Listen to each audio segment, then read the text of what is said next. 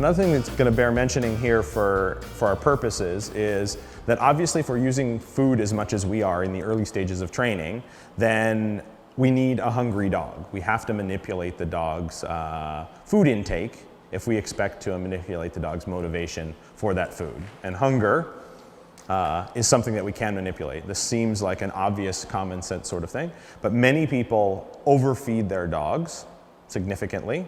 And so their dog, and then we'll talk about their dog lacking food motivation because their dog is fed too much.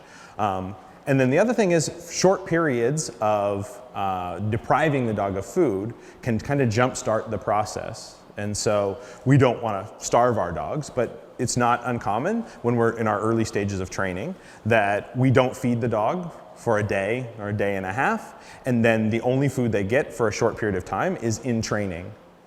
And then once the dog's developed that desire and we start making the movement and they start to do it, then you can go back to more normal feeding patterns with the dog, usually without a big effect on their motivation. But in the beginning, you may find that you have to manipulate the dog's hunger to some degree.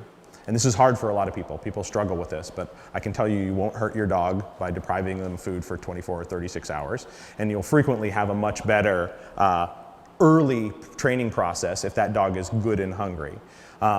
And then it's not uncommon, because we use so much food in training in the early stages, that the dogs are not eating regular meals when we're training. We do many training sessions a day, and we use those treats